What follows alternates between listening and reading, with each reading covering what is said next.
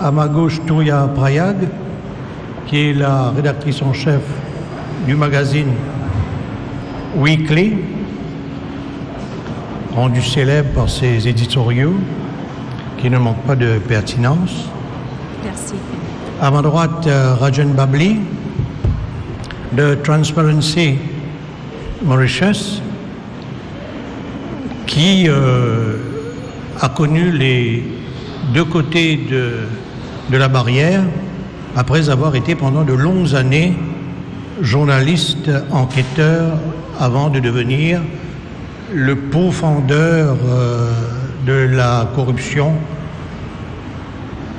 avec le poste qu'il occupe depuis quelques années où il est contraint souvent à prendre position. Et bien évidemment, Élodie Vial de Reporters sans frontières, que je redécouvre avec plaisir, surtout Reporters sans frontières, avec lequel je m'étais un peu fâché, parce que j'estime que quand on est responsable de Reporters sans frontières, on ne finit pas comme maire de Béziers. Nous n'avons aucun lien avec le maire de Béziers. Forcément, c'était une boutade. C'est très bien que ça suscite déjà une polémique au niveau de la table ici.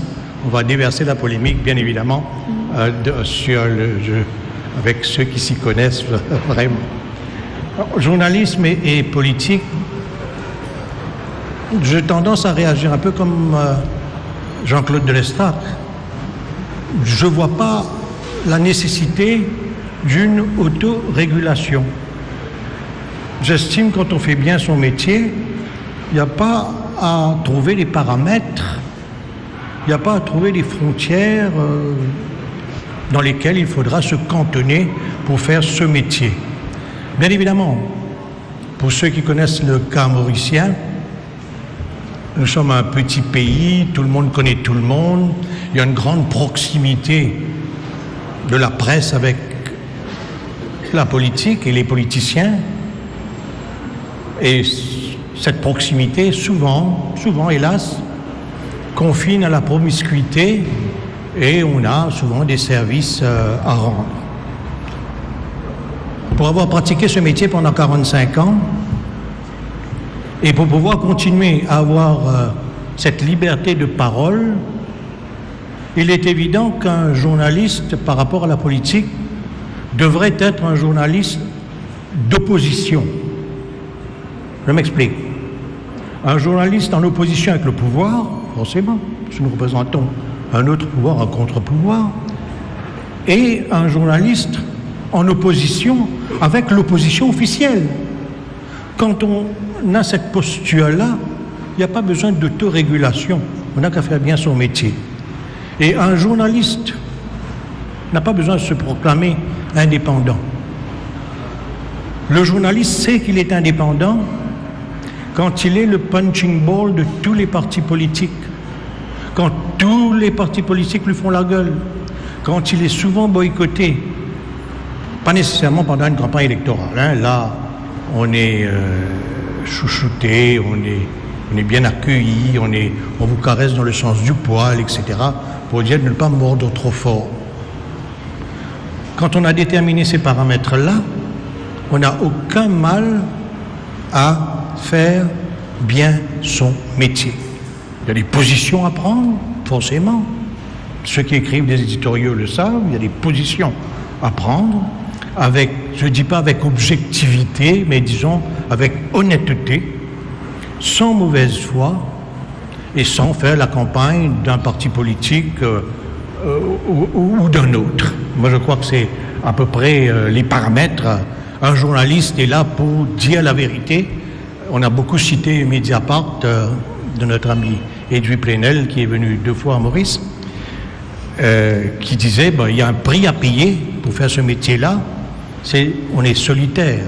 Il y a un prix à payer, c'est de ne pas se rendre, ne pas se mettre sous tutelle. Il y a un prix à payer, c'est de pouvoir prendre les risques qui vont avec la posture que vous adoptez. Voilà à peu près. Et puis, il faut essayer autant que possible de sauvegarder notre liberté d'expression, de dire ce doit dire dans les paramètres, bien évidemment, de la loi. Heureusement, il y a Reporters sans frontières. On ne peut pas bousculer des journalistes inutilement sans que la presse internationale en soit saisie et que cette pratique, souvent, soit dénoncée. Je dis souvent que s'il y avait plus de radio, disons, d'autres médias pendant la période de répression, il n'y aurait pas eu de répression. Cette grande période de répression, les années de Braise, de 68 à 72, 13, et pour aboutir aux élections de 76. Donc voilà à peu près ma position sur cette question. Évidemment, le public, je préfère laisser plus de temps au public pour répondre. Mais on passe tout de suite la parole à Touria Prayag, qui est un, je ne veux pas dire watchdog, je préfère dire watchdog en anglais que soit aux chiennes ou chiens de garde, qui systématiquement, toutes les semaines, prend position sur des sujets extrêmement délicats. Et je vous conseille fortement, parce qu'elle n'aura pas le cœur de le dire, elle a fait un très bon livre sur les charges provisoires, qui est une véritable dénonciation de certaines pratiques policières et politiques auxquelles il faudra certainement mettre un terme. Touria Prayag. Merci Finlay et merci pour ces propos élogieux. Bonsoir messieurs, dames. Je suis contente au fait d'avoir Finlay comme modérateur, pas seulement pour la publicité qu'il fait, mais aussi pour, avant de passer la parole, il a déjà fait la moitié de la présentation et ça fait vraiment plaisir. Donc déjà, ça commence très bien. Je commence déjà avec le point que Finlay a soulevé, qui est la presse comme un contre-pouvoir. Et ça, c'est très important parce qu'il y a beaucoup de flou, il y a beaucoup de points de vue, et donc il faut déjà se mettre d'accord que la presse est un contre-pouvoir. Et donc, si nous sommes un contre-pouvoir, de ce fait, on est un chien de garde, oui, exactement. Je savais qu'il ne voulait pas mettre ça au féminin. Et on est un garde-fou politique qui a un œil critique et dénonciateur sur les affaires politiques. Donc notre rôle, c'est d'obliger les acteurs politiques à agir autrement quand ils sont dans la dérive. On est là pour souligner les défauts, les insuffisances des gens au pouvoir, quel que soit le pouvoir en place, et Finlay l'a souligné, on n'est jamais aimé par le pouvoir en place, on est plus aimé quand ils sont dans l'opposition, mais sinon, leur réaction est toujours la même quand ils sont au pouvoir. Donc on essaye de prévenir les dérives vers l'autocratie et la dictature. Donc le rapport du politique et de la presse par rapport aux politiques, c'est plus un rapport antagoniste qu'amical. On n'est pas les amis du pouvoir et on est encore moins leur agence de communication. On ne fait pas dans ce que les Français appellent le journalisme de cour. C'est vrai que des fois, il y a une connivence avec le pouvoir qui est un moyen d'obtenir des informations. Mais le risque qu'on court à ce moment-là, c'est qu'on est manipulé par ce pouvoir et notre rôle n'est pas de relayer l'information que le pouvoir nous donne sans la questionner. On est plus méfiant, on ne prend pas toutes les déclarations pour argent comptant et on analyse, on critique. Bref, on oblige ceux qu'on a élus à respecter la démocratie. Donc, une fois au pouvoir, évidemment, les dirigeants oublient leurs promesses. Ils se fichent un peu de ce qu'ils disaient quand ils étaient dans l'opposition et ils deviennent de vrais monstres de pouvoir, des fois des autocrates. Donc notre responsabilité, c'est de les rendre redevables à la population qui les a élus. Notre devoir, c'est aussi pousser vers la bonne gouvernance, la transparence, sauvegarder nos institutions, élever des scandales pour empêcher le recul de nos droits acquis et combattre la corruption sous toutes ses formes. En d'autres termes, notre rôle principal, c'est de protéger la démocratie. Et la démocratie, comme vous le savez, peut-être mieux que moi, c'est pas uniquement aller aux urnes tous les 5 ans pour élire nos dictateurs. Une bonne démocratie est basée surtout sur des institutions indépendantes qui sont menées par des hommes et des femmes indépendants qui ont l'esprit libre, qui ont l'audace de prendre les décisions qu'il faut. Donc, une vraie démocratie se base sur les checks and balances. Et ces checks and balances ne peuvent exister que quand toutes les institutions marchent normalement, marchent indépendamment et ne sont pas acquis au pouvoir. Or, regardez autour de vous. À part le judiciaire, et ici on remercie le Privy Council et ceux qui ont gardé cette tradition, combien d'institutions indépendantes vous voyez autour de vous? La police, vous avez suivi les arrestations arbitraires et comme Finlay l'a dit, en toute humilité, on a essayé de les documenter dans un livre qui a choqué les Mauriciens. L'ICAC, vous pensez qu'elle est indépendante du pouvoir, qu'elle agit en toute indépendance. Si on riait trop fort, on dérangerait les Law Lords qui sont en train de pleurer au Privy Council. Donc, il y a tellement, je peux mentionner n'importe quelle institution, les Human Rights Commission, les Electoral Supervisory Commission. Regardez les gens qui sont nommés à ces institutions-là et vous comprenez comment toutes les institutions, presque toutes les institutions, je dis presque parce que je suis un peu gentille, ont été émasculées et ont été hijacked par un pouvoir autocratique. Donc, la presse a beaucoup à faire pour dénoncer le népotisme, qui est l'une des pires formes de corruption. On a affaire aussi à pousser vers la transparence et l'égalité des chances et vers des institutions libres et indépendantes. En ce faisant, évidemment, on s'attire les foudres du pouvoir qui réagit de plusieurs façons, des fois par un boycott publicitaire, ça on le sait, vous l'avez vu, on l'a vécu avec l'ancien gouvernement, on le vit encore avec ce gouvernement. En essayant, ils réagissent aussi des fois par des attaques personnelles qui empêchent le débat d'idées, un débat rationnel, susceptible de mener à des solutions aux problèmes qu'on est en train de discuter et ça ne permet pas le débat de se concentrer sur les vrais enjeux. Ça devient personnel et ça devient malsain. Il arrive aussi que le pouvoir aille plus loin. Et là, récemment, vous les avez vus légiférer des lois antidémocratiques destinées non seulement à museler le journaliste, mais aussi le citoyen qui aime et qui a tendance à exprimer ses idées, ses opinions de plus en plus sur les réseaux sociaux. Alors j'interromps, Touria, parce que POV illustre un peu les débats à mesure que nous progressons. Oui.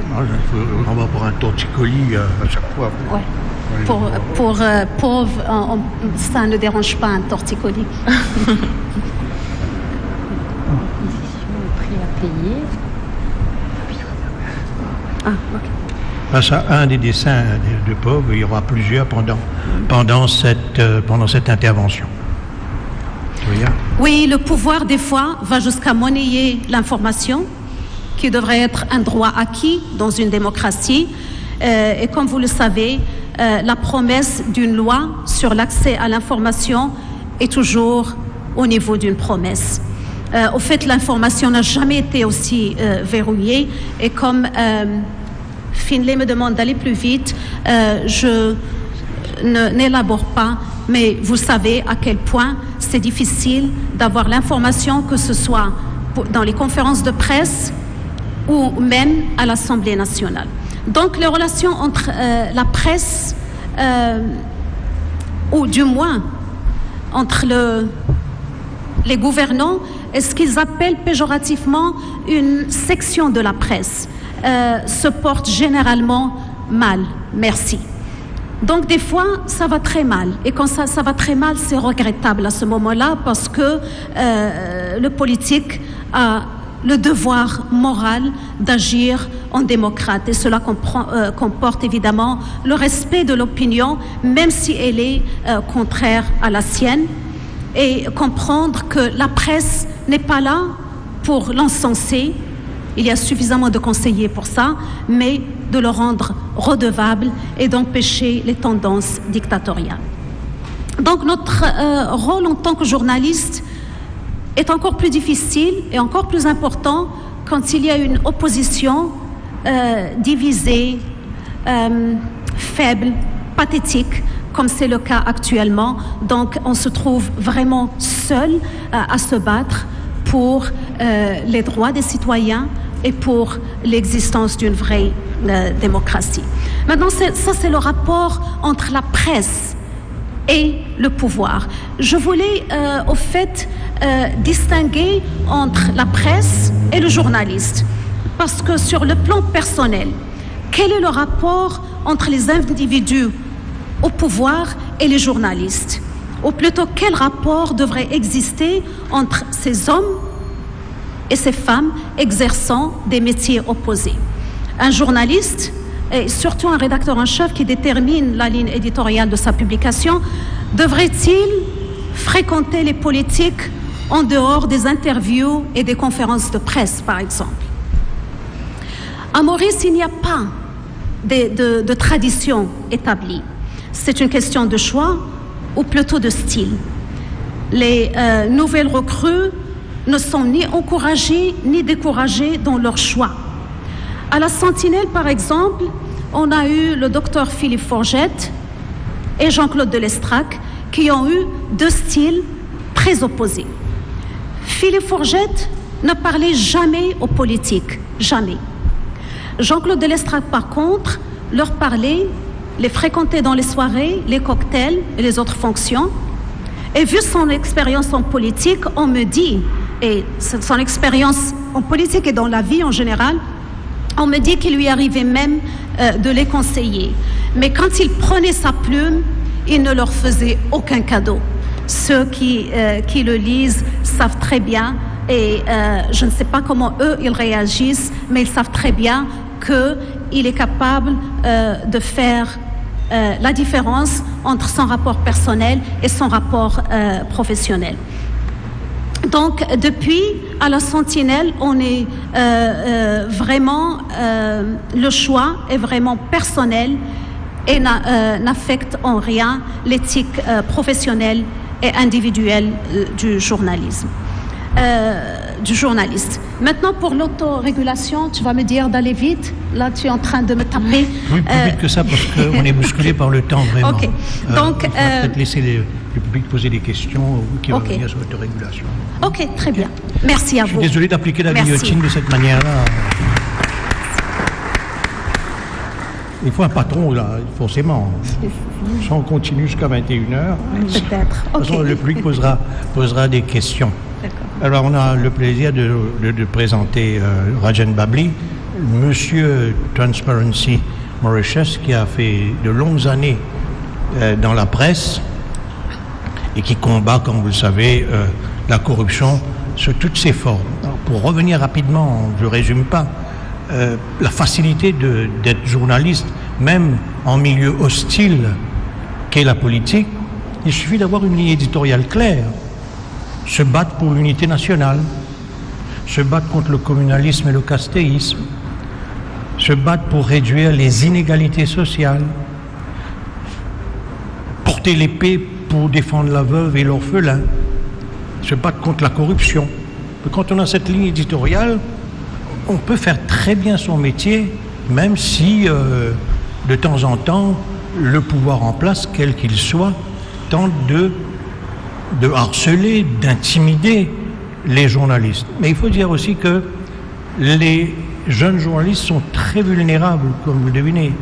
Nous, on a fait notre temps, on nous considère comme un peu les derniers des Mohicans, en voie d'extinction, donc il vaut mieux les laisser mourir tranquillement, comme ces éléphants qui vont chercher eux-mêmes leur cimetière. Donc, pratiquement, on nous tolère. Mais d'une certaine manière, pour les jeunes journalistes, il y a souvent une pression, un harcèlement moral et financier. En France, on a cité Mediapart. Combien de fois, mon Dieu, et du Plenel a dû subir des redressements fiscaux, par exemple. À chaque fois qu'il dénonce, allez, il doit passer à la caisse. C'est le moyen de décourager, sauf que lui, il a continué et il a réussi. Mais on peut difficilement demander à un jeune journaliste qui vient d'avoir un emprunt pour acheter une maison, etc., et dont la femme travaille comme fonctionnaire, de faire preuve de beaucoup d'audace quand la pression devient très forte. Mais il y a aussi tout un plaisir de se battre contre tout ça. Tant qu'on n'est pas en Russie où on tue les journalistes ou dans d'autres pays, mais c'est un plaisir de se battre. On éprouve toujours, et c'est encore Edu Plenel qui le dit, exercer un droit de vigilance et combattre sans cesse, quotidiennement, pour la liberté de la presse. Mais le combat que mène Transparency Mauritius rejoint forcément celle de la presse. Et je crois que c'est ça que Rajen va nous en parler. Merci Finlay, bonsoir chers amis. Oui, effectivement, au niveau de Transparency, nous travaillons sur beaucoup de projets qui relatent à la presse. Mais je voudrais d'abord rebondir sur quelques mots, quelques phrases que tu avais dit un peu plus tôt. C'est qu'au départ, on remarque aussi que lorsque les politiciens arrivent au pouvoir, ils sont déjà en opposition avec la presse, ils sont déjà en opposition avec la société civile. Et toutes les promesses qui avaient été faites avant les élections, en général, fondent dans l'oubli et leur numéro de téléphone change. Là, je parle de mon expérience de journaliste. Et on a plus difficilement accès à ces hommes politiques. Mais il y a aussi le fait que lorsqu'on parle de la presse, de quelle presse est-ce qu'on parle? Est-ce que c'est une entité qui est vraiment plein? Est-ce que tous les journalistes ont les mêmes débats en tête? Est-ce qu'ils ont le même projet par rapport à ce qu'ils font? Donc il faut se poser cette question parce que très souvent on voit à Maurice, il y a des groupes de presse qui sont très à couteau tiré entre eux et c'est quelque chose qu'il faudra penser éventuellement à trouver des solutions dessus. Mais il y a aussi le fait que la presse elle-même et le politique, en fait, nous voyons beaucoup de comparaisons, beaucoup de similarités. Et je me permets de citer quelques points. Pour moi, c'est quelquefois dans les partis politiques et dans la presse, il y a comme si deux dictatures qui prônent la démocratie. Très souvent, entre les journalistes parlent de la méritocratie, ils se battent pour que la méritocratie soit une valeur au niveau de la société, mais au sein de plusieurs salles de rédaction, cette méritocratie-là ne se reflète pas vraiment. Très souvent, il n'y a pas de structure et un jeune journaliste peut se retrouver du jour au lendemain propulsé en tant que chef de section, etc. Là, je reviens à l'autorégulation et c'est pareil pour la politique. Quelqu'un qui a, dans un premier temps, été membre d'un parti politique doit subir toutes les décisions prises par le chef de parti et qui, quelquefois, il peut décider de mettre un totalement nouveau comme ministre, comme député ou même pour avoir un ticket et écarter quelqu'un d'autre qui a été là depuis plus longtemps. Donc il n'y a pas de démocratie très souvent, je ne dis pas dans toutes les presses, mais bien sûr c'est un débat qui revient très souvent au niveau de la presse et au niveau des partis politiques. Je pense que sur ce plan-là, il est très important de songer à l'autorégulation et même à la régulation tout court.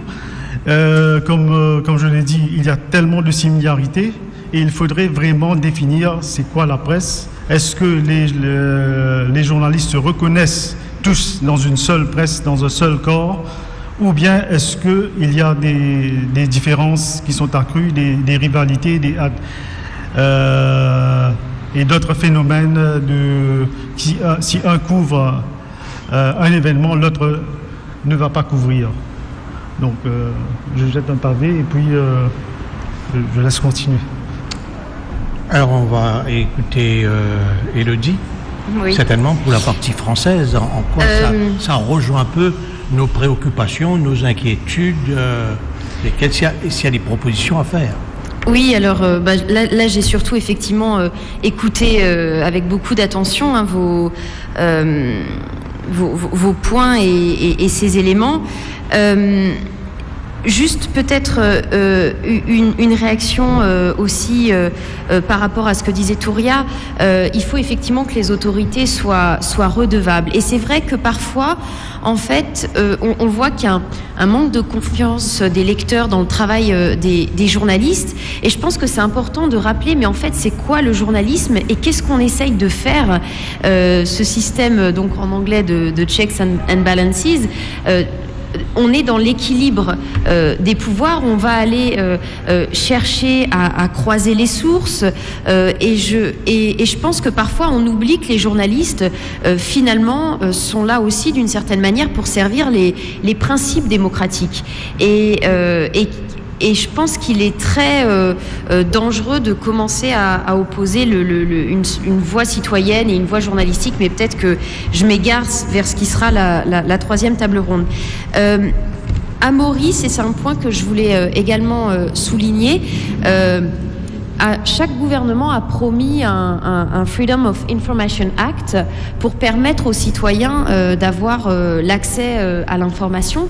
Et ça, c'est quelque chose qui permettrait effectivement aux journalistes de pouvoir aussi faire leur travail dans de meilleures conditions et qui pourrait permettre de rendre effectivement les autorités plus redevables. Et ça, c'est un point extrêmement important. Ça paraît être un peu, vu de l'extérieur, une sorte d'arlésienne, hein, c'est-à-dire le truc qui ne verra jamais le jour, mais je pense que c'est important quand même de le remettre un petit peu sur la table. Deuxième élément sur le sujet même du débat, l'autorégulation.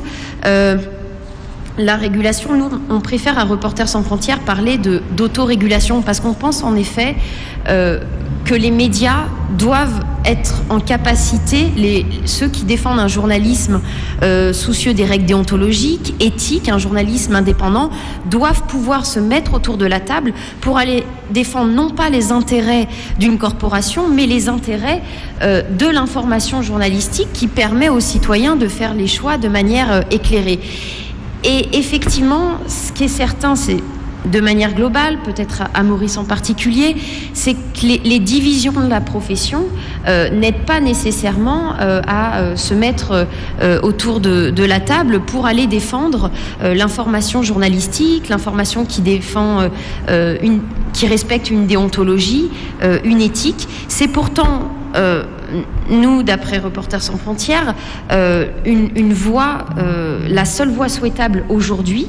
On voit qu'il y a beaucoup de médias, par exemple, qui essayent de négocier en direct avec les plateformes comme Facebook, Google, pour pouvoir remonter quand il y a des requêtes sur Internet. Mais à ce jeu-là, les médias finissent toujours perdants. Et nous, ce que nous pensons, c'est qu'il faut aujourd'hui que les médias puissent se mettre ensemble autour de la table, les éditeurs, ceux qui financent, l'ensemble des parties prenantes, pour pouvoir aller défendre aussi une vision du journalisme. Et cette autorégulation, elle permet aussi d'être plus légitime derrière lorsqu'il s'agit justement d'aller demander des comptes au pouvoir et d'aller aussi défendre la liberté de la presse. Merci Élodie. Avant de passer la parole aux ceux présents, je me souviens d'une phrase, je ne sais plus qui l'a dit à ce moment-là.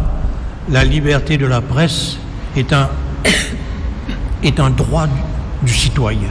Je crois que ça résume bien la chose. Mais souvent, des fois, comme avant de vous passer la parole, devant une opposition inexistante ou devant une opposition complaisante qui est en perpétuelle négociation avec le pouvoir, quand ce n'est pas le contraire, devant la démission souvent des ONG, devant la démission du citoyen qui a beaucoup de courage quand il s'agit de s'exprimer sur Facebook de manière anonyme. C'est la presse qui prend la première vague. Le tsunami frappe d'abord la presse. Doit-on continuer, nous, à assumer un rôle, en fin de compte, qui n'est pas électif et pour lequel on n'a pas été préparé? Et là, je crois que Pauvre va nous envoyer une méchanceté.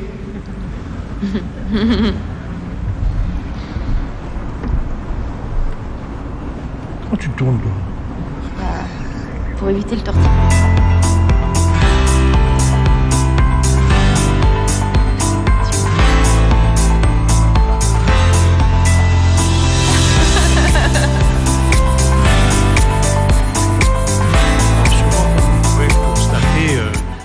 Une caricature est plus parlante qu'un éditorial.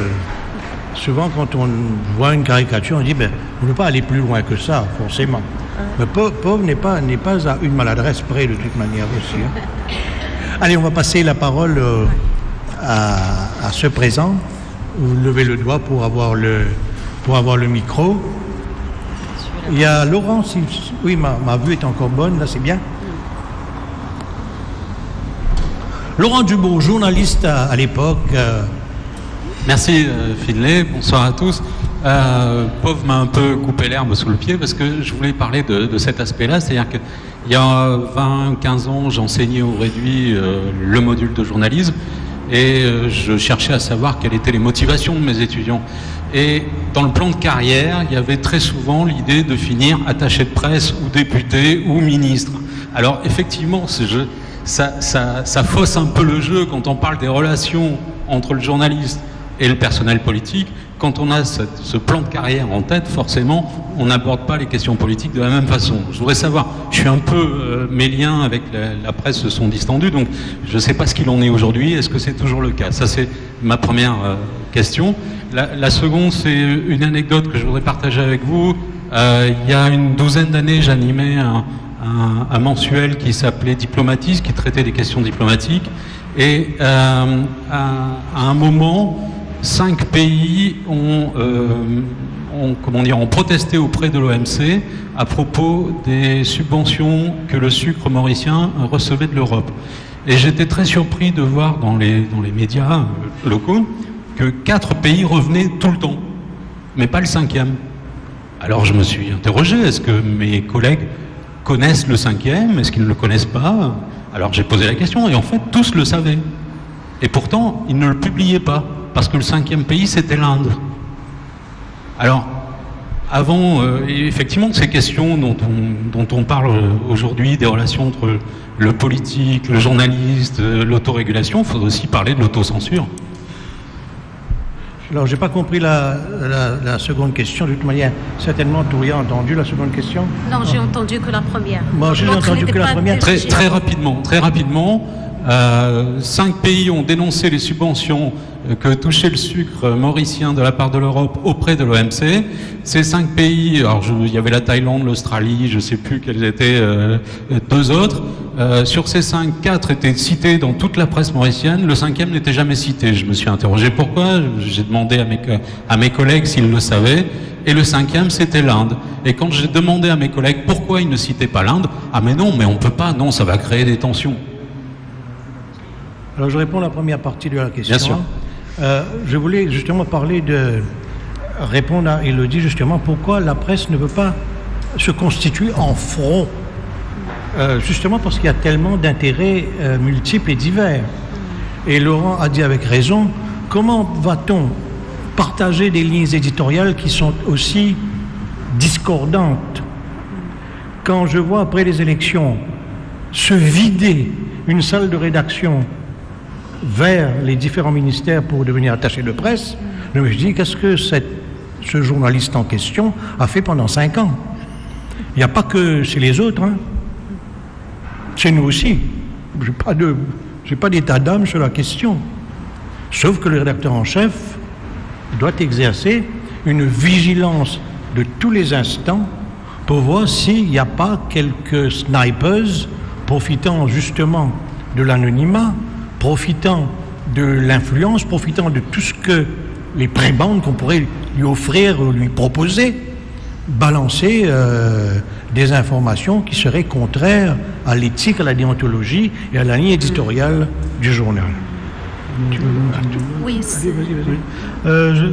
En fait, pour la première partie de la question, il y a aussi le fait que le public ne voit pas d'un bon œil du tout lorsque les journalistes font ce va-et-vient entre les salles de rédaction et les postes d'attachés de presse. Mais il n'y a pas que cela. Je me souviens en 1994, Finlay et moi, nous étions pris dans une émeute à Camp-Chapelon et les gens disaient, en nous frappant quasiment, journaliste ville ambassadeur dans ce pays.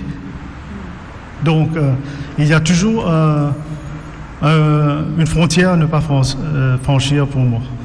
Mais moi, je crois que Rajan a parfaitement raison de le souligner. Quand on est journaliste, on est journaliste. Mais il n'est pas interdit qu'un journaliste puisse, par exemple, quitter le métier et se lancer dans l'arène politique, comme Jean-Claude Delestrac l'a fait, comme d'autres l'ont fait. Jean-Claude et moi, on a eu la chance d'être des deux côtés de la barrière, après notre parenthèse politique, de revenir à nos anciennes amours. Et moi, je crois que je suis passé en purgatoire assez longtemps. Je sais, ça, c'est pour lui, c'est pareil, mais il est assez grand pour se défendre, de toute manière. Voilà un peu la situation. On ne peut pas avoir des embusqués dans la presse qui l'ont déjà quelle place prendre auprès de quel ministre. Et ces ministres sont tellement bêtes. Je vais vous dire pourquoi. Parce qu'ils croient qu'un mauvais journaliste peut devenir un bon attaché de presse.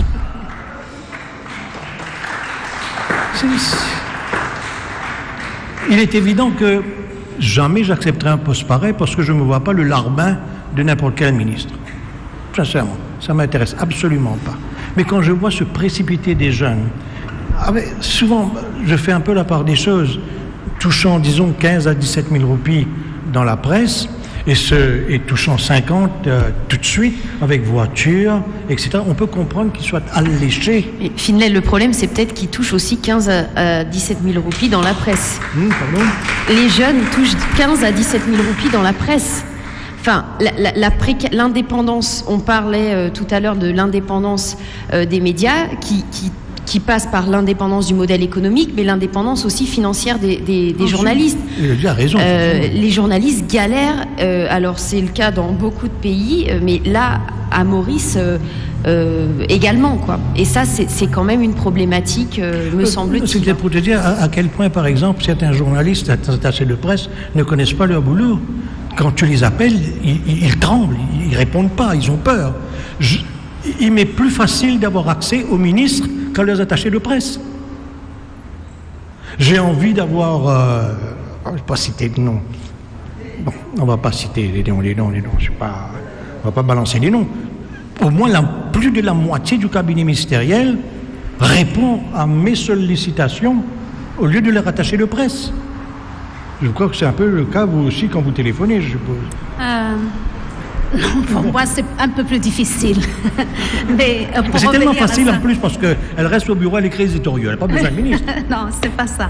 Non, nous, m'est arrivé de téléphoner à des députés, même pas des ministres, qui ont coupé, qui ont dit qu'ils ne parlaient pas à cette section de la presse. Donc, mais ça, c'est un autre débat.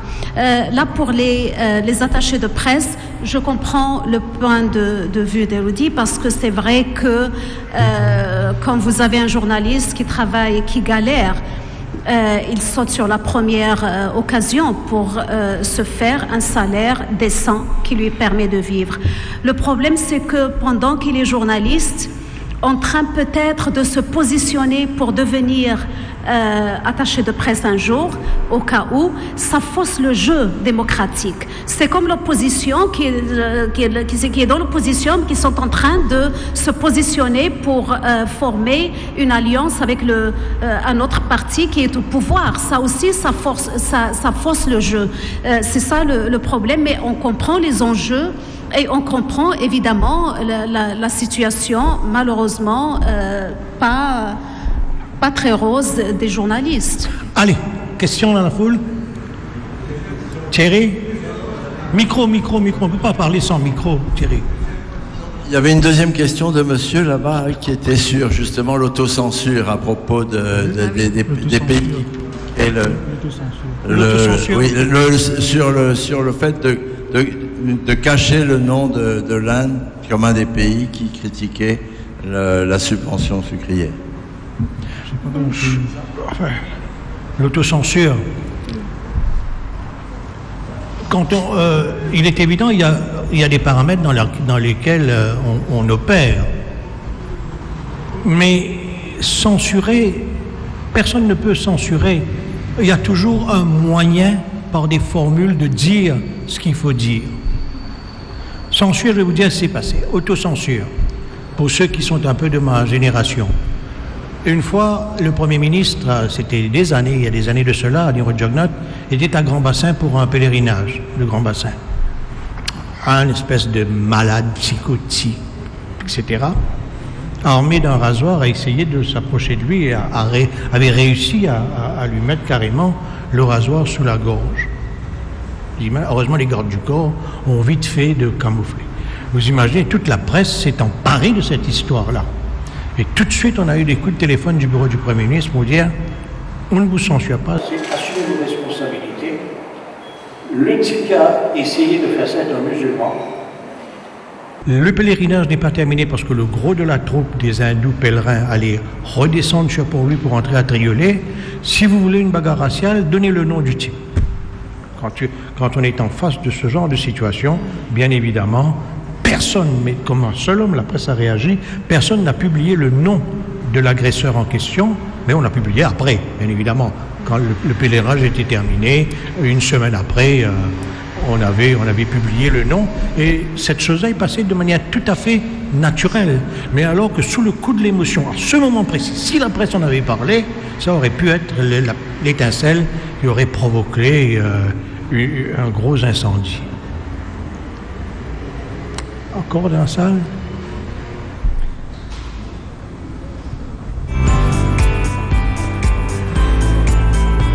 Bruno?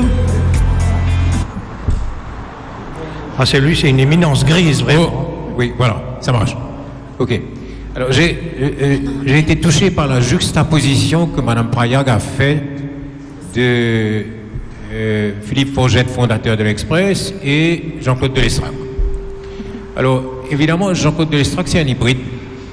Il sait comment naviguer le champ politique.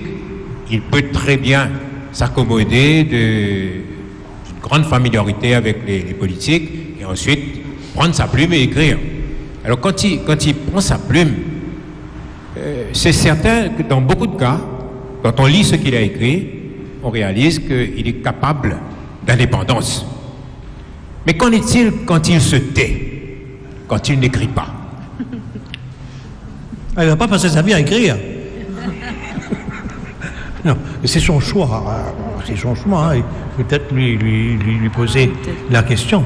Quand il se tait, ça doit être un silence assourdissant. Du moins, je le crois. S'il a toujours des opinions tranchées sur tout. Est-ce qu'il lui arrive de se taire? Le sait-on? On ne veut pas reprocher à quelqu'un de ne pas écrire. Oh. Ouais. Non, Surtout que s'il a quitté le métier. Ouais. mais c'est très difficile d'interpréter pour le lectorat, d'interpréter un silence. Ben, il n'a pas besoin d'électeurs et encore moins d'électeurs. Il n'est plus en compétition de toute manière. Il n'est plus dans l'arène politique. Ouais. Allez, quelqu'un Mais d'autre, on prend une dernière question. peut-être, On prend une dernière question parce que Lucie est en train de me bousculer là, moi. Bruno Albin, qui est une éminence grise de la presse. Bonsoir à tous. Une question sur la façon dont les journalistes doivent essayer de s'auto-réguler ou ne doivent pas essayer de s'auto-réguler. Le hasard a voulu que je sois parfois autour de la table dont vous parliez, dans des conditions qui ne m'ont pas totalement satisfait, mais où on devait essayer d'élaborer un code de déontologie. À l'époque, je travaillais à la télévision publique française, et les journalistes, et parmi eux des représentants des sociétés de journalistes et des représentants d'organisations syndicales, étaient très attachés à la définition, à l'élaboration d'un code de déontologie des journalistes de la rédaction à laquelle j'appartenais. Ça m'a choqué beaucoup. Ça me choquait beaucoup. L'idée même de codifier le comportement journalistique est quelque chose qui, personnellement, me chagrine un peu. C'est-à-dire que le code, c'est quelque chose d'extraordinairement contraignant et on peut le lire de toutes sortes de façons différentes. À quoi je préfère largement laisser les journalistes face à eux-mêmes, à leurs responsabilités face à leurs lecteurs et à la culture de l'éthique qui me semble être une attitude individuelle beaucoup plus responsable et beaucoup plus exemplaire dans le long terme. Voilà, je soumets ça à votre... Alors, vous connaissez Élodie répondre sur la dernière réponse avant qu'on vous remercie. Oui, récemment, il y a quelque temps, nous avions fait un communiqué par rapport à multiples déclarations de Jean-Luc Mélenchon pour ériger une sorte de tribunal pour les journalistes. Et Reporters sans frontières a souvent dit, évidemment pas qu'il fallait non pas un tribunal, voilà, pour les journalistes, mais ne pas empêcher pour autant la critique. Et c'est vrai que les journalistes demandent au pouvoir politique d'être redevables, et ils doivent l'être également d'une certaine manière. Dans beaucoup de pays, dans 110 pays dans le monde, il existe ce qui s'appelle les conseils de la presse, où les journalistes, et non pas les autorités, les journalistes, des représentants des médias, même des lecteurs, sont autour de la table pour justement discuter d'un certain nombre de cas de défaillance, on va dire, des règles éthiques et déontologiques. Je crois que aujourd'hui, la profession a beaucoup eu peur justement d'une sorte de code qui serait liberticide, et en cherchant à fuir, et bien évidemment, c'est toutes les règles liberticides qui sont autant de freins à la liberté d'expression, et bien du coup on est passé à côté d'une autorégulation qui aurait pu être salutaire, notamment quand on voit toutes les atteintes liberticides sur l'information et les lois des gouvernements un peu partout dans le monde qui tentent justement de couper le robinet d'Internet, qui tentent d'ériger des lois qui ont pour objectif d'une certaine manière de museler la presse indépendante.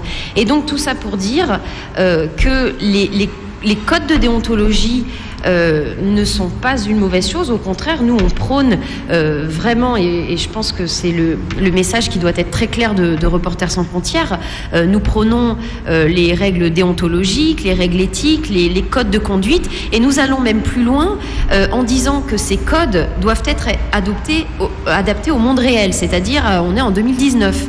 C'est plus 1970, la charte de Munich, voilà. Donc aujourd'hui, il faut pouvoir mettre ces règles déontologiques d'une certaine manière à jour et travailler avec les plateformes, Facebook, Google, etc., qui sont les nouveaux architectes de l'espace public de l'information et de la communication pour qu'ils puissent intégrer ces règles. Donc vraiment, moi j'irais plus loin même en disant il nous faut ces codes de conduite. Et il faut même qu'on puisse les intégrer aux nouveaux espaces publics de l'information dans lesquels on vit aujourd'hui. Je crois que Jean-Claude Dessac réclame un droit de réponse qui ne lui sera pas donné. C'est sûrement pas un droit de réponse, mais un éclaircissement. Je voudrais signaler que ce débat existe dans la presse mauricienne depuis une trentaine d'années, et l'idée d'une autorégulation a été torpillée par des journalistes et non des moindres pour de mauvaises raisons. Je ne vois pas des raisons pour lesquelles le corps journalistique serait le seul à ne pas vouloir un code. Les avocats ont un code, les architectes ont un code, les comptables ont un code, tous les corps professionnels ont un code déontologique. Et pourquoi les journalistes se donneraient le pouvoir de tout critiquer, de tout dire, et ne pas accepter eux-mêmes de s'auto-réguler, sans intervention de l'État? Le risque est que si la presse mauricienne continue à refuser un code déontologique et une autorégulation, ça forcera l'État à imposer un code déontologique. C'est un gros risque et ce sera plus du tout la même chose. Il y a au sein du Mediatrust, il y a un rapport qui avait été fait, et il y a un projet de loi qui avait déjà été proposé, et je pense que plus que jamais, le Mediatrust, je ne sais pas qu'est-ce que c'est devenu, si ça existe encore vraiment aujourd'hui, devrait s'intéresser à la question, parce qu'au cas contraire, quand je vois la posture qu'adopte l'État, le gouvernement, les ministres vis-à-vis de la presse et d'une certaine section de la presse, mais cette section-là, elle est assez grande, c'est une grosse section, et l'État va finir par imposer un code sur les journalistes. Merci Jean-Claude. Je peux dire quelque chose. Lucie, on a droit à combien de minutes encore? Il y a un dessin. Alors, on a les dessins de POV pour finir, je crois, Finlay, puisqu'après, nous allons prendre un petit temps de pause avant le dernier débat. Pour ce dernier débat ou partage, si vous voulez, de la 3e édition de la Nuit des idées. Face au présent, les nouveaux enjeux du journalisme. Il sera question durant la prochaine heure de journalisme citoyen. Un phénomène souvent critiqué, mais qui prend de manière incontestable ses assises sur la société, la révolution numérique et l'explosion des réseaux sociaux aidants. À Maurice comme ailleurs, on assiste à un bouleversement radical donc de notre rapport à l'information et à la connaissance. Blogueurs, influenceurs, lanceurs d'alerte, un nouveau journalisme citoyen, c'est toute la question que nous posons ce soir. Et pour nous aider dans cette réflexion, j'ai autour de moi Élodie Vial, donc, que vous avez dû rencontrer ou entendre plutôt. Élodie Vial, responsable du bureau journalisme et technologie chez Reporters sans frontières. Anju Ramgoolam, chef d'édition et journaliste à La Sentinelle. Anju Ramgoolam, connu pour sa langue, ou plutôt sa plume, je devrais dire, bien pendue. Ingrid Charroux, chef d'entreprise, qui nous a rejoint ce soir en tant que lanceuse d'alerte. Vous allez comprendre pourquoi dans quelques minutes. Et celui qui va nous amener un peu de fantaisie dans toute cette intellectualité, David Stafford, blogueur mode et influenceur. Et vous aurez bien évidemment, cher public, vers la fin du débat, l'occasion d'interagir et de poser des questions à nos intervenants. Donc, mesdames, messieurs, bonsoir. Alors, comme son nom ne l'indique pas, le journaliste citoyen est un citoyen qui n'est pas journaliste et qui prétend sinon faire œuvre de journalisme, du moins écrire des articles susceptibles d'intéresser au moins une personne. Alors, Ingrid Charroux, dans votre cas, c'est une vidéo qui a été le déclencheur et vous vous êtes retrouvée volontairement ou involontairement dans le rôle d'une lanceuse d'alerte. Effectivement. Alors, avant tout, je suis citoyenne mauricienne, j'adore mon pays et le jour où j'ai fait cette vidéo, je ne m'attendais pas à tout l'engouement qu'il allait y avoir après. Donc, je vous raconte l'histoire. J'allais faire une livraison dans un hôtel dans l'Est. Et dans l'Est, il y a une très grande plage publique, la plage de Bellemare. Et j'ai été choquée par l'état de la plage, avec tout l'immondice et les plastiques, tous les déchets qui traînaient partout. Il était midi. Et à midi, normalement, je sais que les district council viennent pour nettoyer les plages le matin. Et à midi, c'était infect.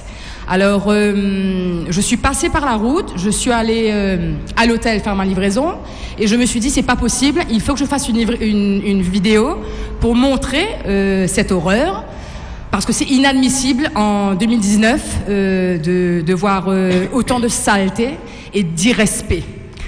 Donc, j'ai fait la vidéo et le temps de quitter Bellemare pour remonter à Grand B, il y avait déjà plus de 15 000 views sur la vidéo, et cette vidéo a touché plus de 200 000 personnes. Je suis vraiment contente parce que je vois que beaucoup de Mauriciens, au fait, aiment leur pays et n'aiment pas la saleté. Et je pense qu'en montrant cette vidéo qui était assez rude, j'ai mis un point sur quelque chose qui est inacceptable. Et vous parliez beaucoup d'éducation civique. L'éducation civique, les valeurs, c'est tellement facile de jeter sa merde à côté et franchement, et d'irrespect pour ceux qui viennent à la plage après, etc. Ce qui m'embête sur ce sujet, c'est que, allons dire que bon, il y avait une fête ce jour-là.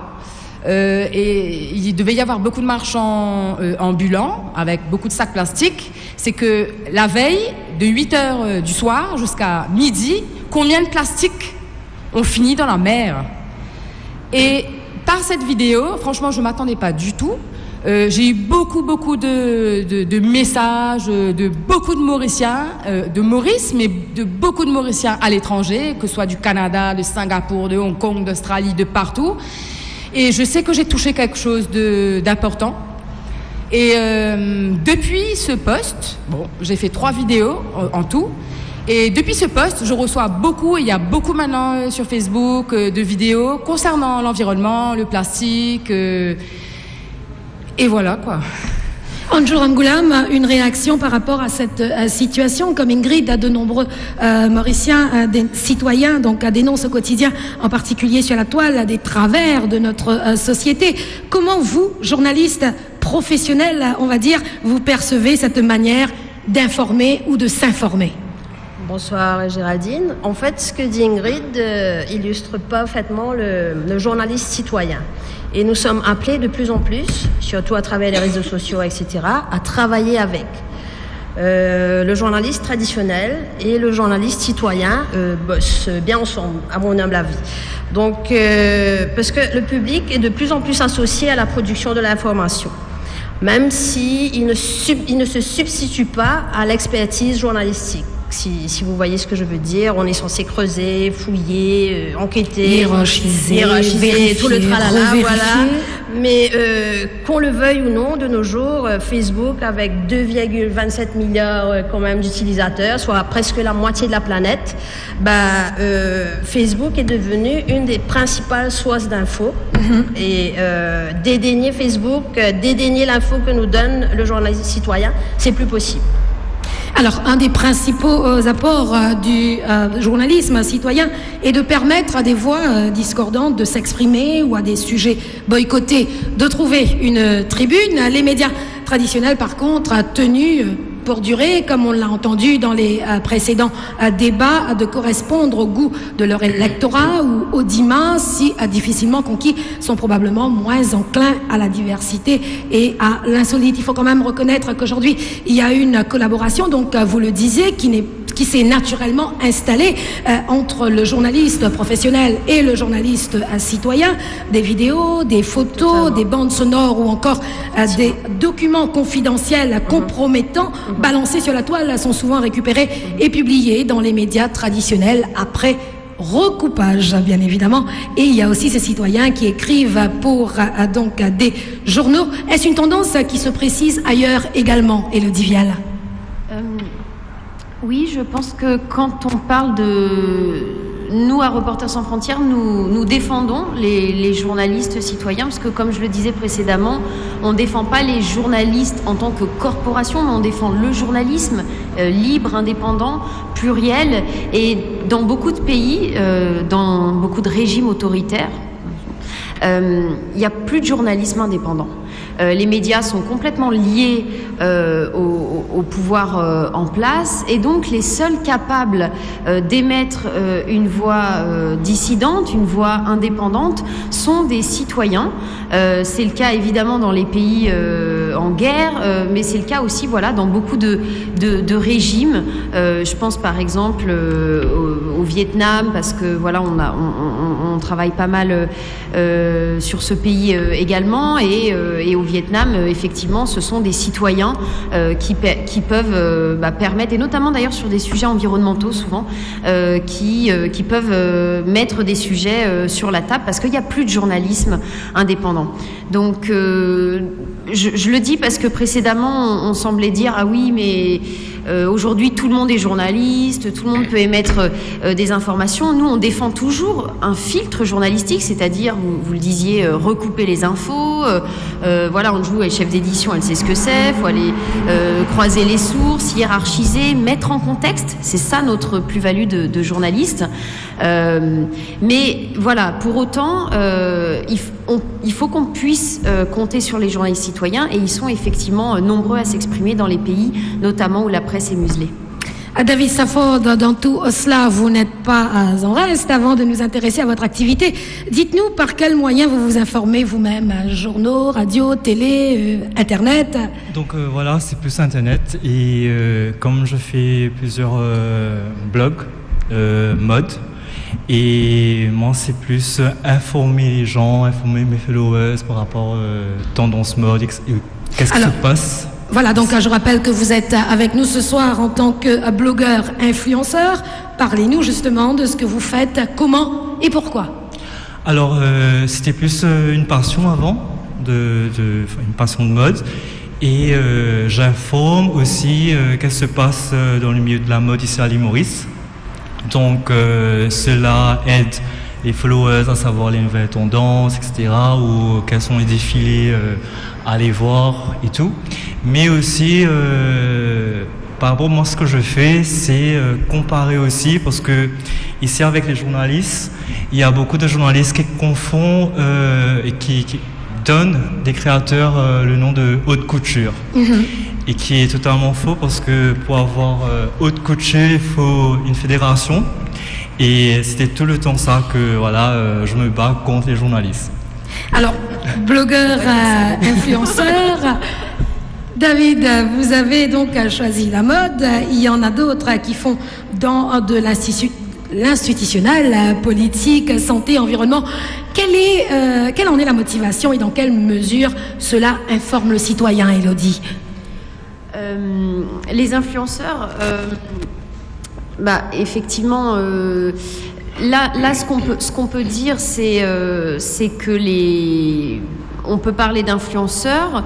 Je pense que c'est important aujourd'hui de faire le distinguo entre les journalistes qui rapportent les faits et les éditorialistes. Si je fais un parallèle avec la France, on constate une grande défiance vis-à-vis de la profession en ce moment. Je dirais proche du réel, de ce qu'est vraiment le journalisme. Et voilà. Donc ça, c'est une partie des influenceurs. Aujourd'hui, on parle de plus en plus, peut-être vous allez poser la question après, je ne sais pas, je ne voudrais pas m'avancer, des lanceurs d'alerte aussi.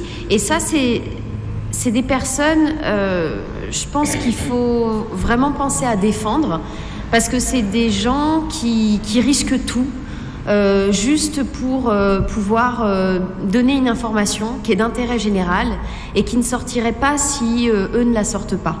Donc nous, ce que nous disons, c'est que quand il y a eu, on a connu ça avec Wikileaks, Snowden, et quand il y a eu toutes ces révélations, on a commencé à s'intéresser aux lanceurs d'alerte, à ceux qui révèlent des leaks et qui nous permettent à tous d'avoir accès à des informations d'intérêt général.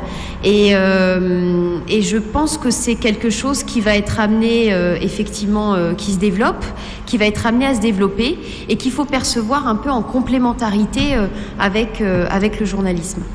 Ingrid et David, vous êtes tous les deux très actifs sur le net, l'une qui dénonce et l'autre qui œuvre à la promotion d'une industrie.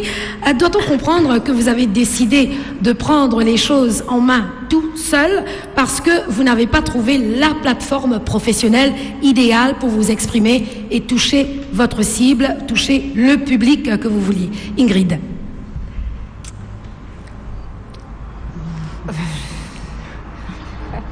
Pourquoi ce choix d'avoir fait cette vidéo et de l'avoir postée? Parce que c'est mon ras-le-bol. C'est un ras-le-bol de voir la saleté.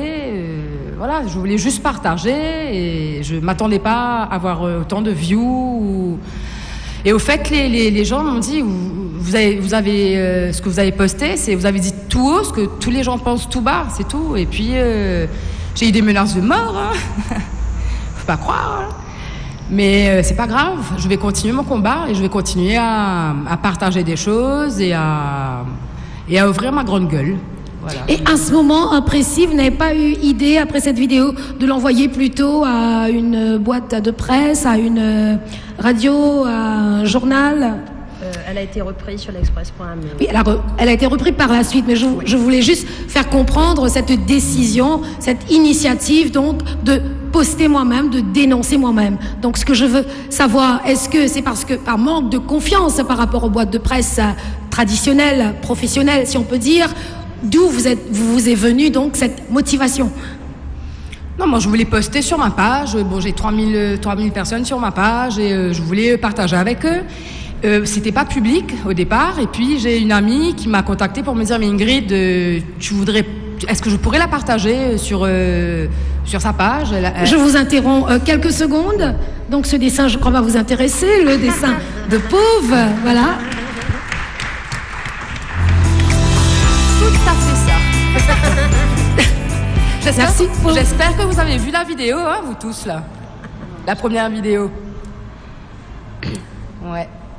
C'est bon, oui, vous étiez bien lancé sur cette décision de poster sans passer par intermédiaire, sans passer par la presse traditionnelle. Voilà, et au fait, il y a une amie qui m'a contactée de La Réunion qui m'a demandé si elle pouvait poster sur sa page de presse. J'ai dit avec plaisir, donc je l'ai mis public, et de là, ça a été repris après par l'Express, ça a été repris par pas mal de journaux, et ça a fait le buzz pendant 2 semaines. Vous disiez, Anju, que donc voilà, ça a été repris par les autres boîtes de presse, ce que Ingrid avait posté. Oui. D'accord, ce qui rejoint un peu cette collaboration dont on parlait au début, donc entre les journalistes citoyens et le journaliste professionnel. Absolument. Alors, David, vous, pourquoi ce choix de vous lancer sur le... Enfin, moi, j'ai voulu comme si commencer à bloguer par rapport à la mode. Parce que je voyais que, surtout quand on parle de mode, c'était évasif. Et malheureusement, bon, même si on est une île qui est dans le textile, Et c'est dommage qu'on n'a pas vraiment un Fashion Week, de la haute couture vraiment. Et c'est de là que voilà, j'ai essayé de vraiment informer les gens du milieu. Ceci dit, Anjo Ramgoolam, on pourrait également vous qualifier d'influenceuse ou de lanceuse d'alerte si l'on tient compte de vos écrits, de vos plumes plutôt, devrais-je dire. Je ne sais pas trop qui j'influence. Vous alertez quand même l'opinion publique. En fait, ce que je fais, c'est, en toute humilité, je donne mon opinion. Je ne l'impose pas. Et bon, on m'a toujours dit que le bon journaliste est celui qui est lu. Et j'estime que pour être lu, il faut être proche des gens. Mon patron à moi, ils sont plus là les patrons. Donc mon patron à moi, c'est vraiment mon client, c'est vraiment mon lecteur en fait. Donc que ce soit des critiques positives ou négatives, on est tenu d'accepter ça de par le métier qu'on fait. Et donc voilà quoi, c'est vraiment être à l'écoute du lecteur, de voir ce qui lui plaît, le sujet dont on doit traiter, etc.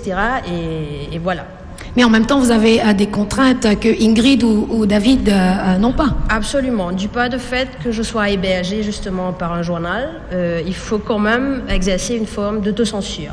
Ça, on l'apprend à nos dépens au fil des années. Mais effectivement, on est tenu justement de s'autocensurer un peu quelque part. D'accord. Alors, on le disait au début, et Élodie, le journaliste citoyen est souvent vertement critiqué, en particulier par les professionnels. Ça ne sait pas écrire, ça ne vérifie pas ses informations, ça frise souvent la diffamation, ça ne sait pas de quoi il parle. Il y a quand même une part de vérité dans tout cela, selon vous. Oui, je pense qu'en fait, il faut qu'on fasse attention à ce qu'on met derrière ce vocable journalisme citoyen. C'est pour ça que j'ai volontairement, parfois, peut-être que je fais un peu un pas de côté dans le débat, mais c'est volontaire. Il y a des pays dans lesquels l'information indépendante, elle n'existe pas sans les journalistes citoyens. Après, c'est sûr que à partir du moment où vous fournissez un outil aux gens, ils vont s'en servir pour s'exprimer et puis parfois pour dire n'importe quoi, oui. Est-ce pour autant qu'il faut derrière aller mettre en place des législations liberticides pour freiner la liberté d'expression à tous? Je pense pas que ça va dans le sens de ce que chacun souhaite. Et moi, je pense, et c'est ce que nous souhaitons à Reporters sans frontières, c'est d'aller plutôt vers des solutions, je l'ai dit tout au long de cette soirée, des solutions concertées, que la profession se concerte autour de la table avec les lecteurs, dans une logique de redevabilité, non pas vis-à-vis du pouvoir, mais vis-à-vis des lecteurs. Ça va aussi peut-être vers une plus grande éducation aux médias. On a en fait une accélération technologique qui se produit avec tous ces nouveaux outils qui nous parviennent dans les mains. Et du coup, chacun peut-être ici parfois a diffusé même une fausse information, mis un like, il y a un côté hyper compulsif. Il faut renforcer l'éducation digitale, l'éducation aux médias. Désolée, c'est pas nécessairement la solution miracle, mais c'est la seule et unique solution pour permettre de mieux appréhender ces nouvelles technologies. Et je voudrais juste d'ailleurs à ce sujet dire quelque chose parce qu'on dit souvent c'est les jeunes. Et là, il y a une étude du Pew Research Center aux États-Unis qui vient de sortir récemment et qui disait que ceux qui diffusent le plus de fausses informations sur Internet sont les plus de 65 ans.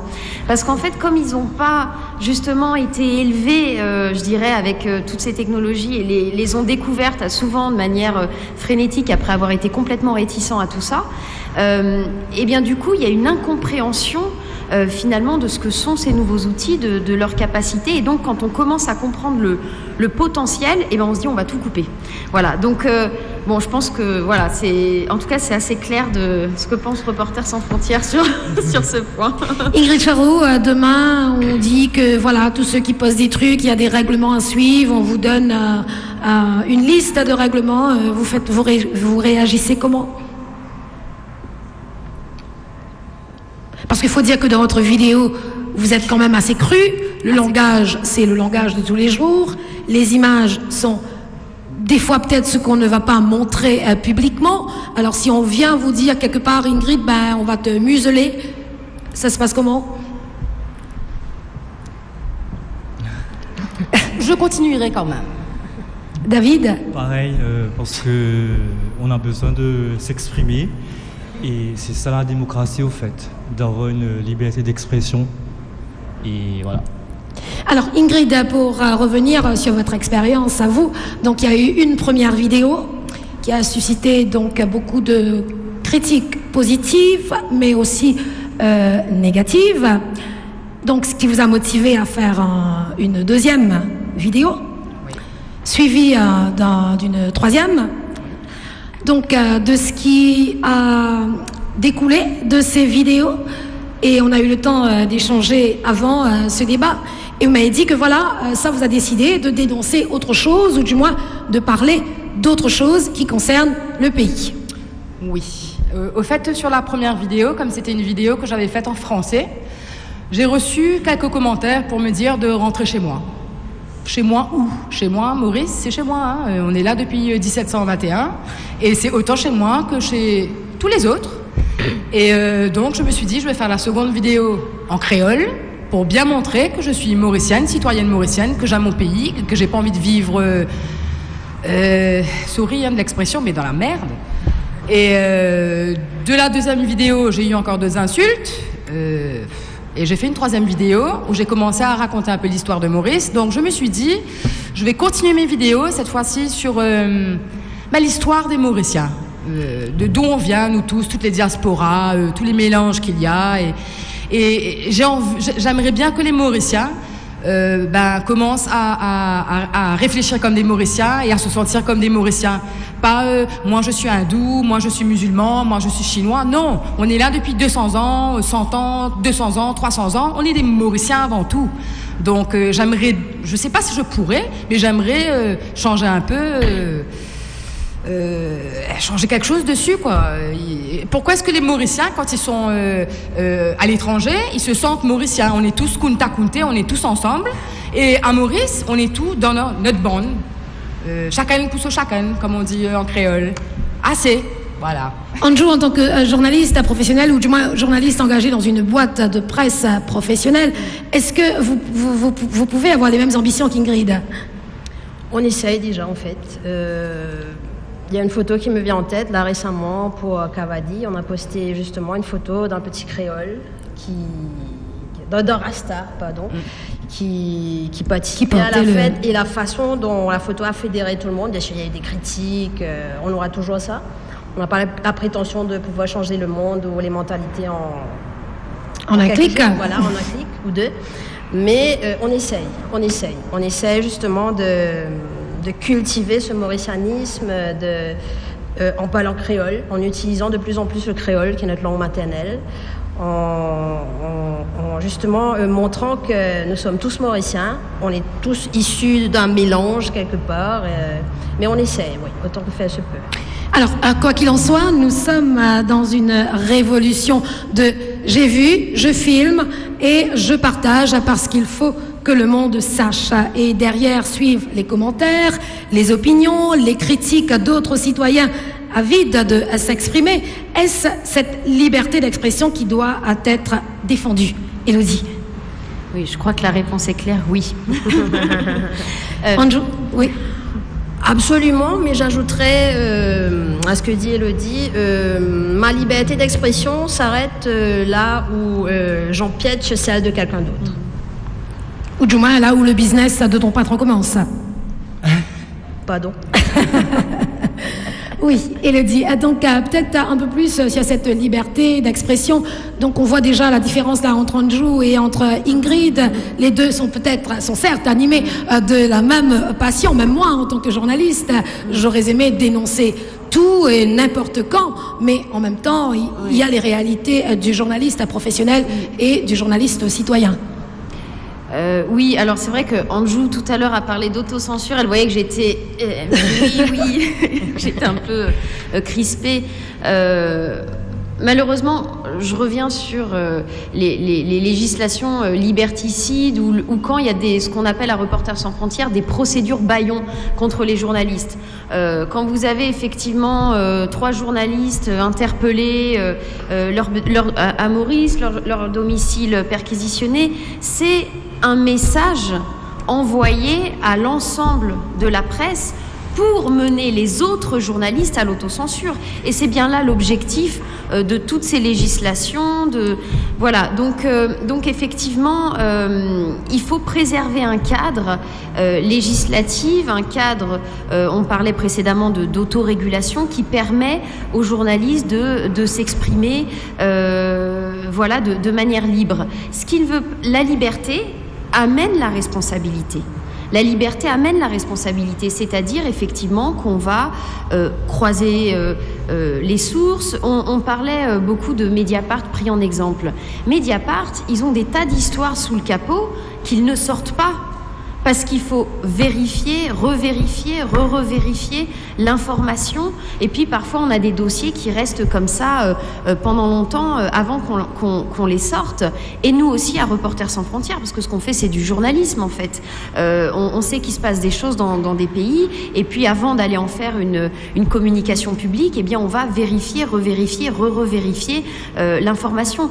Donc je pense qu'il faut toujours j'ai envie de dire gueuler lorsque la presse est attaquée. Et il faut bien prendre conscience du fait que cette grande liberté, elle doit venir effectivement avec une responsabilité et renforcer donc tout ce qui touche au code de déontologie, mettre la profession autour de la table pour aller dans ce sens. Et les lanceurs d'alerte, ils prétendent pas être journalistes. Ingrid, elle a jamais prétendu remplacer, mais c'est vrai que peut-être que certains ont aussi à un moment joué un rôle que les journalistes ne jouaient pas. Ça, c'est pas à moi de le dire.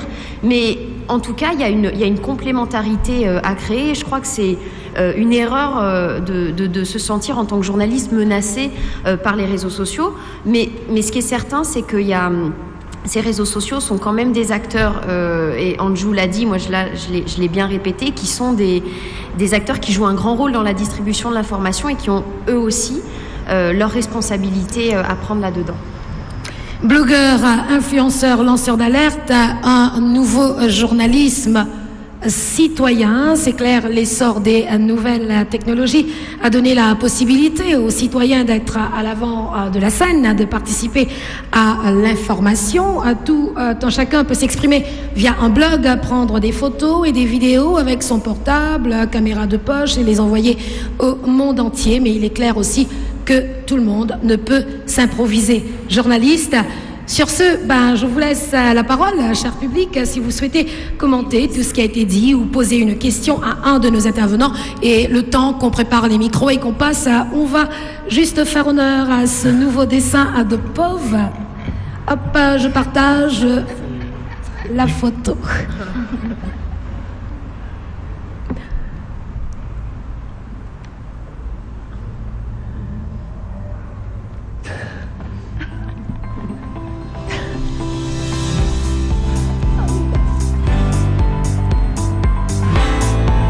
Applaudir Pov.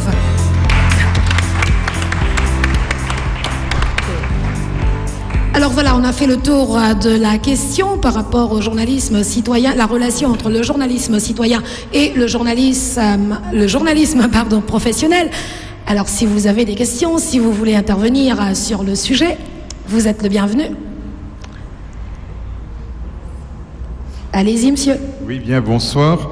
J'avais juste une question plus pour Élodie, c'est qu'elle nous rappelle, et c'est énorme, combien il y a de journalistes emprisonnés et combien il y en a qui ont été tués en faisant leur métier.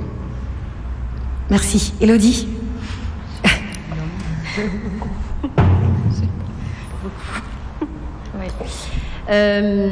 Oui. Eh bien, c'est chaque année, nous, notre marronnier à nous, on parle souvent des marronniers dans la profession, comme les sujets qui reviennent régulièrement. Et nous, notre marronnier à nous, c'est le classement mondial de la liberté de la presse. Et chaque année, ce qu'on dit, Il y a des couleurs, donc les pays sont en noir, rouge, jaune, blanc. Et chaque année, la carte s'assombrit.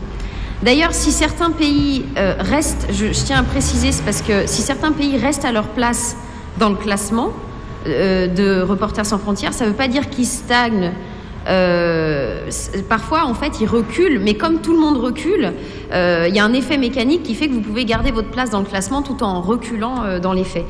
Et effectivement, là, on a vu pour l'année 2018, on a eu encore plus de morts, et on a des morts dans des démocraties, on a des morts évidemment des journalistes qui meurent en Syrie, on a beaucoup de journalistes qui meurent au Mexique, et ce sont souvent des journalistes en fait qui enquêtent sur des sujets sensibles, généralement les rapports entre les... Là, on a sorti récemment un rapport sur les mafias, la corruption du pouvoir, c'est souvent le sujet qui porte atteinte qui in fine porte atteinte à l'intégrité physique des journalistes parce que en représailles. Et puis quelque chose aussi que je veux rapidement souligner, c'est que la situation se dégrade de manière internationale aussi parce que la situation se dégrade dans les démocraties.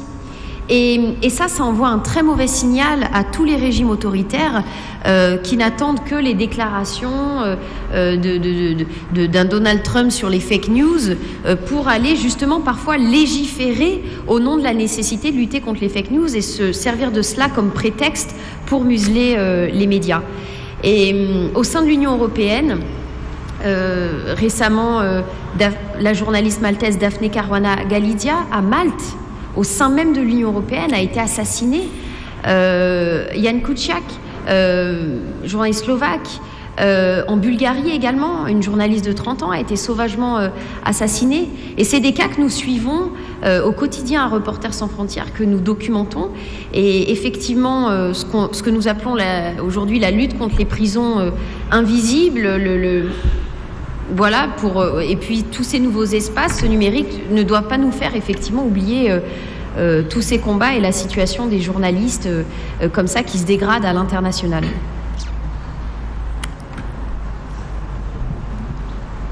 Blogueurs, influenceurs, lanceurs d'alerte, il y a plein de jeunes là, je vois, qui doivent être scotchés à leur écran, donc au quotidien, tout le long de la journée. Alors peut-être Ingrid, quand on entend Élodie parler justement de ces journalistes qui sont muselés, ces journalistes qui sont enfermés, ces journalistes qui sont tués, donc dans certains pays, vous n'aurez même pas osé poster la vidéo que vous avez postée. Donc quand vous entendez toutes ces histoires, qu'est-ce que ça vous inspire? On a beau se plaindre de Maurice, mais en même temps... Non, ici on est quand même bien lotis par rapport à d'autres pays. Voilà. Mais ça montre que le métier de journaliste déjà est un métier très, très à risque. Si, comme tu viens de dire, dans l'Union européenne, il y a eu un assassinat, c'est à risque partout. Et chapeau aux journalistes de faire ce métier. Et quand on aime son métier, c'est par passion. Et certains journalistes, ils y vont à fond et ils donnent leur vie. Alors, David, en tant que blogueur, influenceur, est-ce que vous pensez faire les choses comme il se doit? Est-ce que vous ne pensez pas qu'un journaliste professionnel formé pour un travail d'informer, de bien écrire, aurait peut-être été mieux? Non, parce que moi, je ne suis pas journaliste. Oui. Donc, je suis blogueur et je présente mes ressentis et je partage mon opinion personnelle, au fait, comparé à un journaliste qui eux, doivent vraiment aller faire des recherches, etc. Donc, moi, c'est plus donner mes opinions. Donc, je préfère être blogueur que vraiment d'être journaliste. Anju, les blogueurs... Je respecte le métier. D'accord.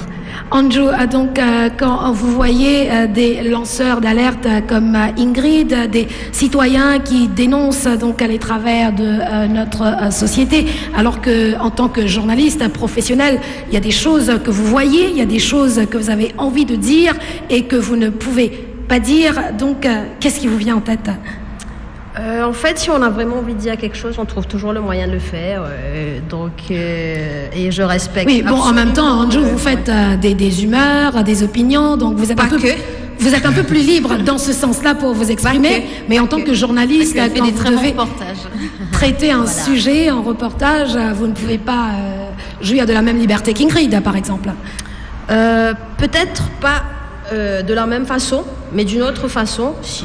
On peut quand même dénoncer des choses, comme Ingrid l'a dit, on est quand même dans un pays, malgré le fait qu'on essaye de nous museler, on trouve toujours le moyen de dire les choses. Et je trouve que la liberté d'expression, justement, chez nous, se porte plutôt bien. Et je pense aussi qu'il y a de la place pour tout le monde, à la fois le lanceur d'alerte, le blogueur narcissique comme David et nous. Je pense qu'on est absolument complémentaires et mon avis c'est que plus on est de fous, plus on rit. Des questions ? Oui, allez-y. Je reprends le titre de votre... Vous m'entendez ? Oui. Oui. Je reprends le titre de votre session. Un nouveau journalisme citoyen.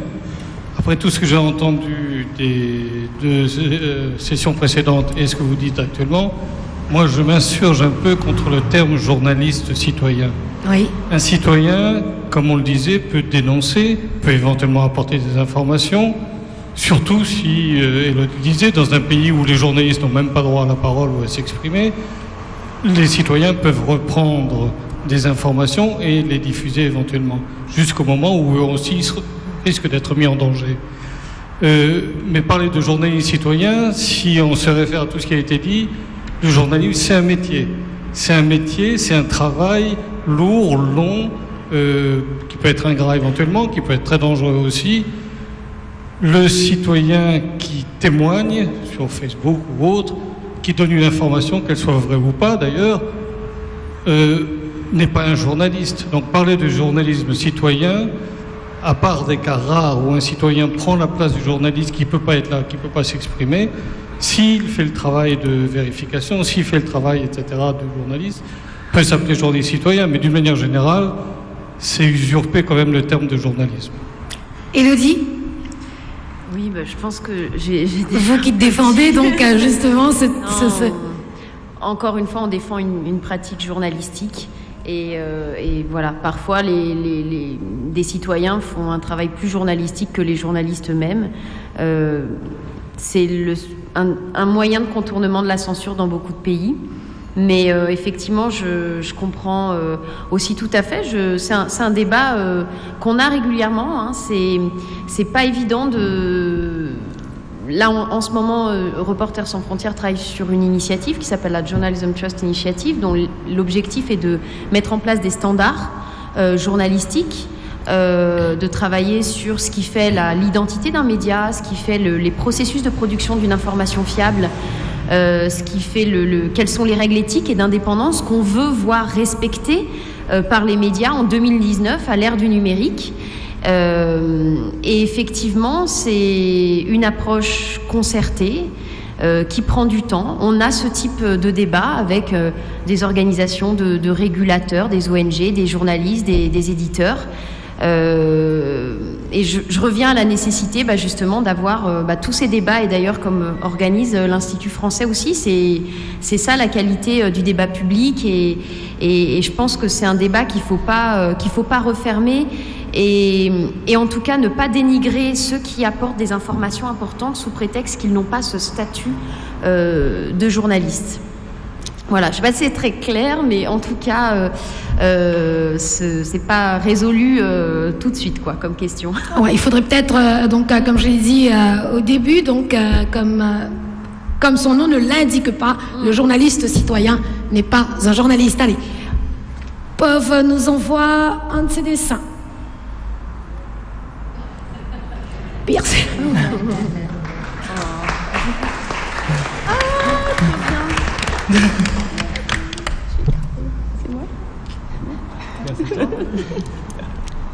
Il y a un deuxième. D'accord.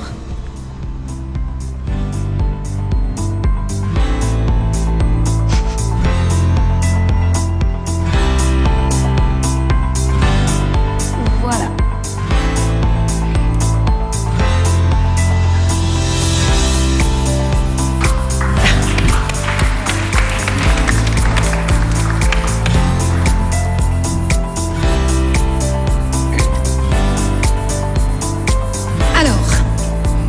Je voudrais poser une question à Ingrid Charroux et lui demander si elle a eu des réactions à son coup de gueule. Des réactions positives ou négatives? Des réactions positives, mais gouvernementales, pas forcément... Zéro. D'accord. J'ai eu beaucoup de réactions de beaucoup de monde. On va dire un petit pourcentage, 1% de méchanceté. 99% que de bonnes choses, mais zéro, ni du district council, ni des politiciens, rien. Donc ça n'a rien fait avancer sur le fond du problème? Non. D'accord. Et est-ce qu'un support presse et encadré ou vraiment un travail sur le dossier ne porterait pas plus ses fruits? Sûrement, mais j'irai moi au district council que dirige la plage publique de Bellemare, parce que je n'ai pas fini avec eux.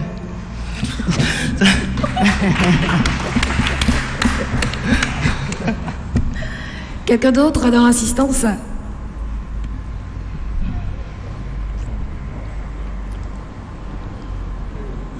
Voilà, je m'appelle Pradip Déby, je suis journaliste de FI+. J'ai une question pour Madame qui représente Reporters sans frontières. Qu'est-ce que vous pensez des caricatures de Mohamed? Quel est votre avis, surtout lorsqu'on connaît les conséquences de ces dessins? Et à Maurice, quels seraient les effets de ces caricatures?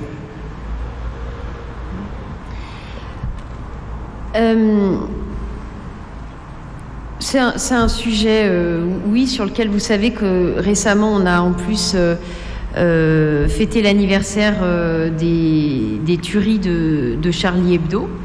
Et c'est un combat que Reporters sans frontières a toujours mené pour une presse libre, indépendante. Et ça veut dire aussi la liberté.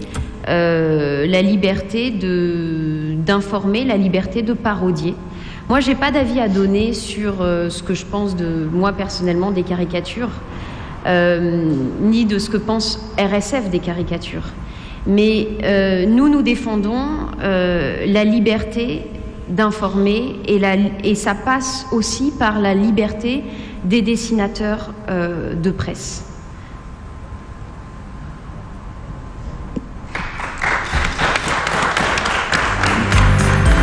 Alors pour rebondir peut-être sur cette question et sur la réponse d'Élodie, une question à Andrew. Récemment, donc, il y avait l'humoriste Jamel Debbouze à Maurice qui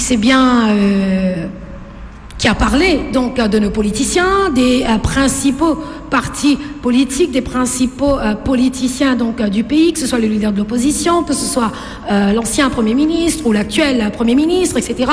Et tout le monde a applaudi, tout le monde a bien rigolé. Et si c'était un journaliste mauricien qui avait dit les mêmes choses?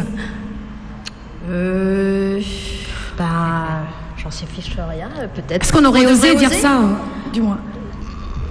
Peut-être dans vos humeurs, oui, mais je veux dire... à l'écrit peut-être, mais les humoristes mauriciens, je ne sais pas s'ils iraient aussi loin. Parce qu'ils n'osent pas?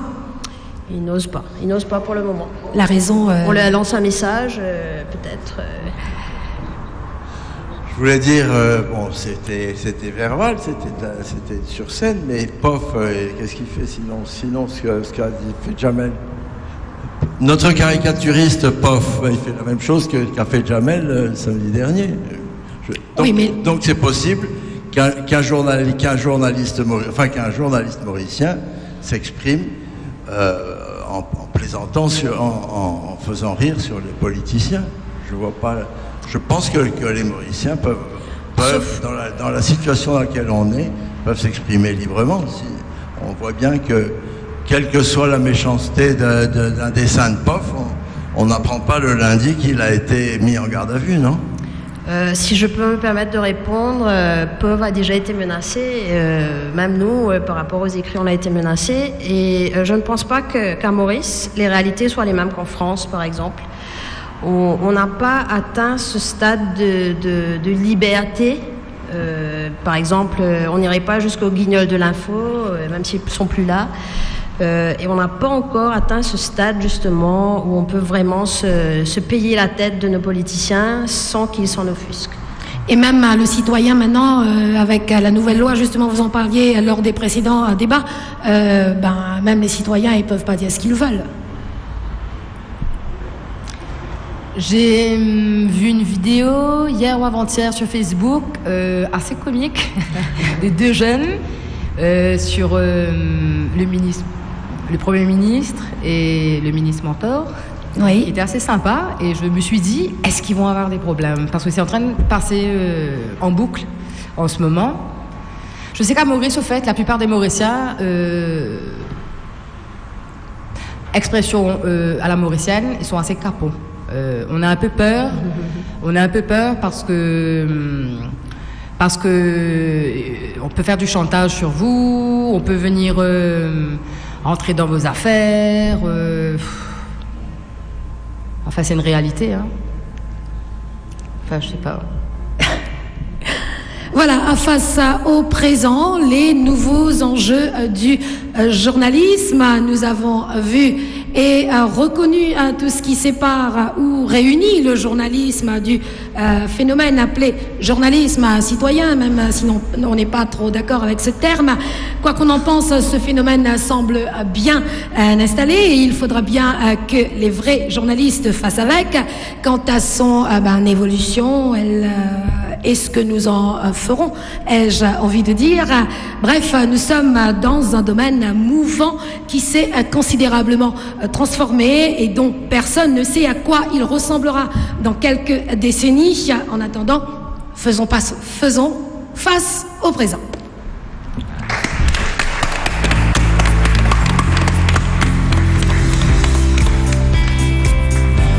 Et voilà, un dernier dessin de pauvre pour la route.